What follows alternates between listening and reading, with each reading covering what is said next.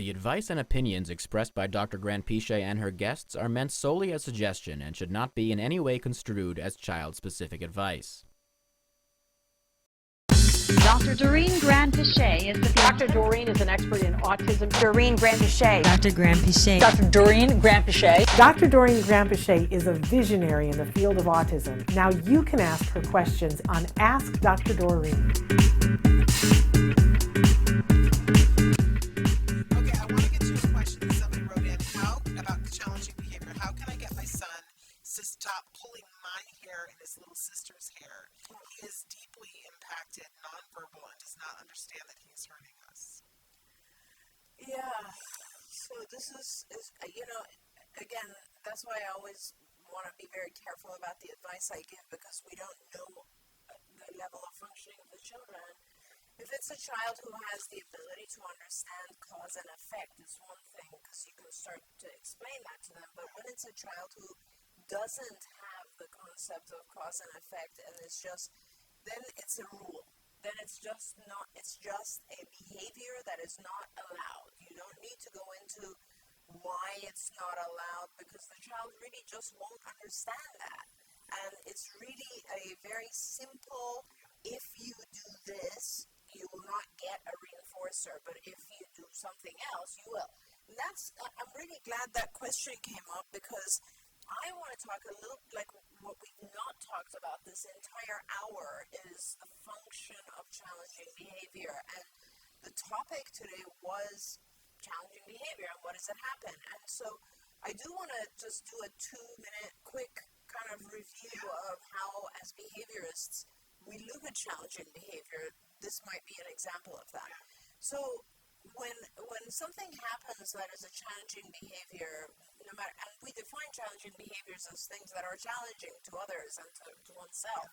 So this could be, hitting, biting, spitting at, pushing, grabbing an object to someone else or to ourselves, or running away, like all these types of behaviors that are challenging.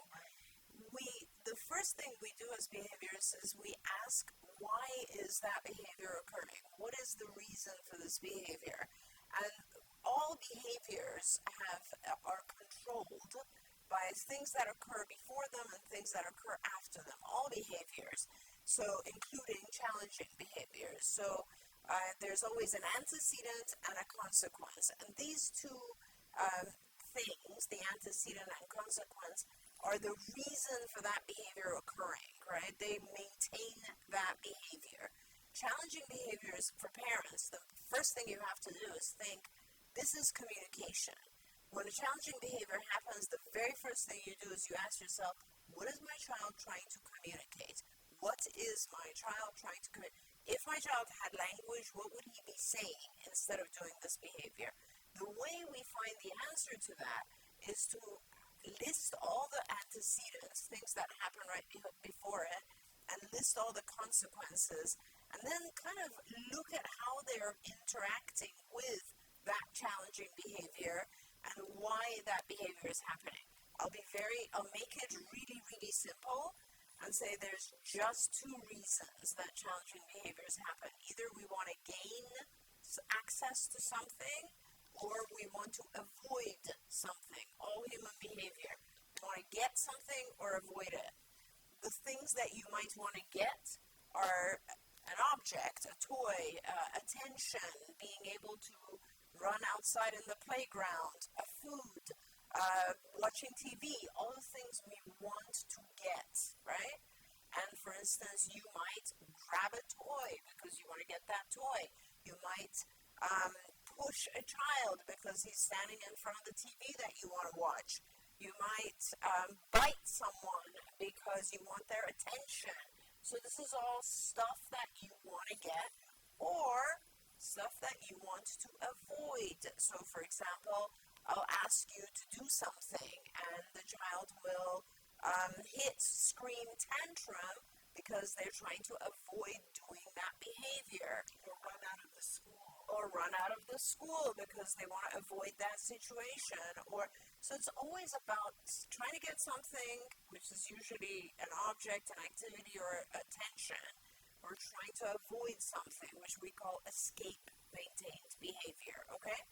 And then there's the third category behaviorists look at, which is essentially ritualistic self-stimulatory behavior, which basically means it's some internal function, it's some intrinsic thing that's maintaining the behavior. Self-stimulatory behaviors are a good example of that. Why does a child engage in looking at a ceiling fan for hours, or why do they do this?